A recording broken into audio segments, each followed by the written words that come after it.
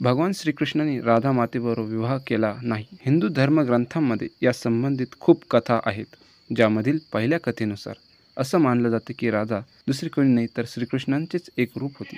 स्कंद पुराणानुसार श्रीकृष्ण यांना आत्मारामसुद्धा म्हटले जाते, म्हणजे जे आपल्या आत्मामध्येच रमण करत आनंदी राहतात आणि त्याला आनंदासाठी कोणाचीही गरज नसते.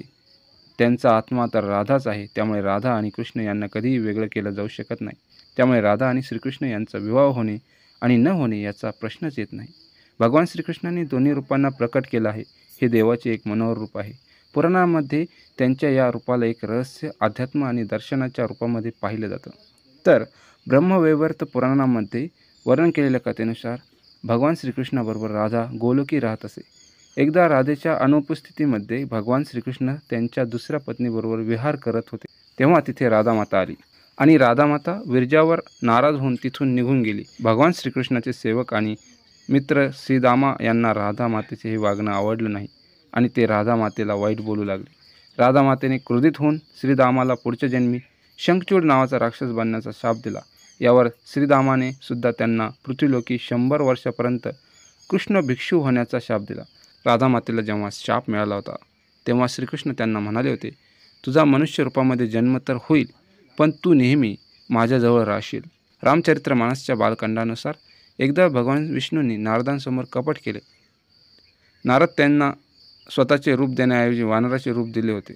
त्यामुळे लक्ष्मी मातेच्या स्वयंवरामध्ये लोक त्यांना हसले होते आणि त्यांची लक्ष्मी मातेबरोबर विवाह करण्याची इच्छाच राहिली. नारद मुनींना जेव्हा हे कपट माहीत झाले तेव्हा ते क्रोधित होऊन वैकुंठाला पोहोचले आणि भगवान विष्णू यांना खूप वाईट बोलू लागले आणि त्यांना पत्नी वियोगाचा शाप दिला. नारद मुनींच्या शापामुळे राम अवतारामध्ये भगवान श्रीराम यांना माता सीतेचा वियोग सहन करावा लागला आणि कृष्ण अवतारामध्ये माता राधेचा. याप्रमाणेच एका पौराणिक कथेनुसार माता राधा श्रीकृष्णापेक्षा मोठी होती. राधा मातेने भगवान श्रीकृष्णांना जेव्हा पहिल्यांदा पाहिले होते जेव्हा त्यांची आई यशोदाने त्यांना उखळाला बांधले होते. काही लोक म्हणतात की माता राधा पहिल्यांदा गोकुळात त्यांचे वडील वृषभानू यांच्याबरोबर आल्या होत्या तेव्हा त्यांनी पहिल्यांदा भगवान श्रीकृष्णांना पाहिले होते. तर काही विद्वानांच्या सांगण्यानुसार भगवान श्रीकृष्ण आणि राधा यांची पहिली भेट संकेत तीर्थावर झाली होती.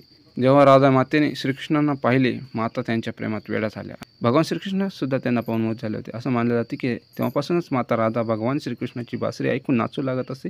त्या भगवान श्रीकृष्णांना भेटण्यासाठी बाहेर निघत असत. जेव्हा गावात भगवान श्रीकृष्ण आणि माता राधेच्या प्रेमाची चर्चा होऊ लागली तेव्हा राधाला घराबाहेर पडण्यापासून थांबवले जाऊ लागले. यानंतर एक दिवस भगवान श्रीकृष्णांनी त्यांची माता यशोदाला म्हटले, माते, मला राधाबरोबर विवाह करायचा आहे.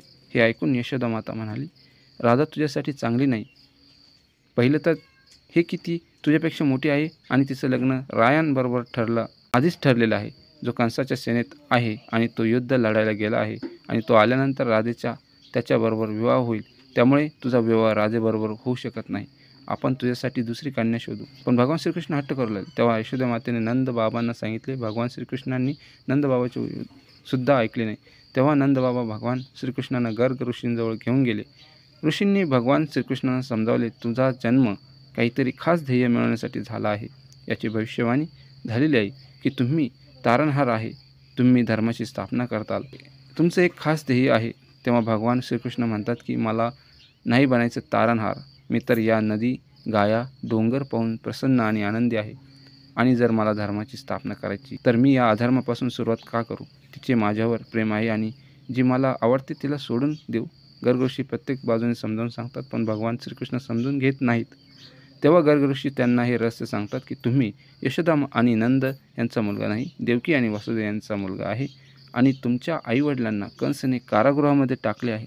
हे ऐकून भगवान श्रीकृष्ण काही ऐकून घेण्याच्या मनस्थितीत नव्हते आणि मग ते म्हणाले, कृपया माझ्याविषयी काही आणखी सांगा. तेव्हा गर्ग ऋषी म्हणाले, नारद मुनींनी तुम्हाला ओळखलं आहे आणि तुम्ही तुमचे सगळे गुण दाखवले आहेत. तुमचे लक्षण असं सांगतात की तुम्हीच तो महापुरुष आहे ज्याच्याविषयी ऋषीमुनी चर्चा करतात. हे ऐकून भगवान श्रीकृष्ण गुपचूप उठले. गोवर्धन पर्वताच्या सगळ्यात उंच ठिकाणी जाऊन एकटे आकाशाकडे पाहू लागले.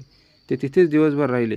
तिथूनच त्यांची दशा आणि दिशा बदलली. त्यानंतर भगवान श्रीकृष्ण कंसाच्या बोलण्यावरून वृंदावन सोडून मथुरेला पोहोचले आणि इकडे राधाचा विवाह यशोदेचा भाऊ रायांबरोबर झाला.